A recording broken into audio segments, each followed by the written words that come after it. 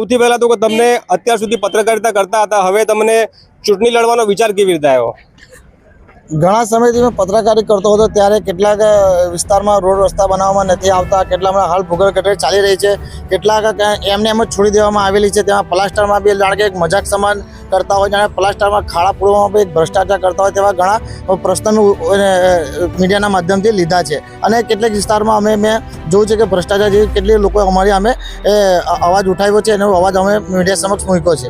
ને ખાસ કરીને રાજપીપળા નગરપાલિકામાં મારી ધ્યાન પ્રમાણે 2004ની અંદર હાલના પ્રધાનમંત્રી નરેન્દ્રભાઈ મોદી જ્યારે ગુજરાતના રાજપીપળામાં આવ્યા હતા ત્યારે ગેસ કલેક્શનની ઘરે ઘર ગેસ લાઈન આવી જશે તે પ્રકારની એક એમણે અહીંથી જાહેરાત કરવામાં આવી હતી. પણ કેટલાક હાલમાં આજ દિન સુધી રાજપીપળામાં અમુક જ વિસ્તારમાં અને અડધી કામે અટકી પડી હોય ગેસ લાઈન. બરાબર છે, ગેસ લાઈનની હમણાં હાલ અને ખાસી જરૂરત છે કે હમણાં જ બાટલાની તમે જોતા હશો અછત જોવા મળી છે. જો ગેસ લાઈન ઘરે ઘરે પહોંચી ગયો તો આજે મહામારી જેવો એક બીજો કેસ આવ્યો છે તે ના આવતા. અને તમે જે મતદારની વાત કરો, લગભગ મારા હિસાબે એ 4000 ઉપર સમથિંગ મતદારો છે.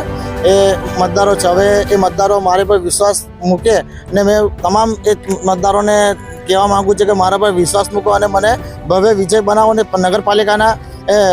નગરપાલિકા ખાતે જીતાડીને મોકલો. ચોક્કસ તમારા પડતા સ્થાનિક પ્રશ્નો હું હર હંમેશા ત્યાં મજબૂતીથી ઉઠાવીશ. એવા કયા મૂળ પ્રશ્નો છે કે જે તાત્કાલિક કદાચ તમે જીતો તો કયા તમે પ્રશ્નો હાથ પર લેવાનો છે નિરાકરણ લાવવા માટે?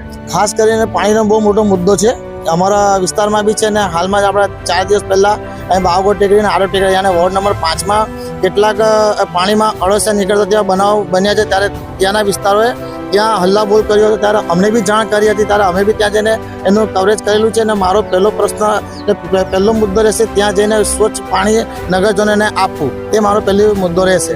2020-21ની અંદર તમારા વિસ્તારમાં પણ અળસિયા ઘણા બધા પ્રમાણમાં નીકળ્યા એ બનાવ પણ તમને યાદ હોય તો? હા, એ યાદ. અમે પોતે નગરપાલિકા જે તે અધિકારી હતા તે બાટલામાં ભરીને અમે લઈ ગયા હતા એમની પાસે ને એ લોકોને ઘણી રજૂઆત કરી છે. પછી થોડાક સમય બાદ થોડું પાણી સારું આવ્યું છે ને ફરી પાછી આ સમસ્યા ચાલુ થઈ છે.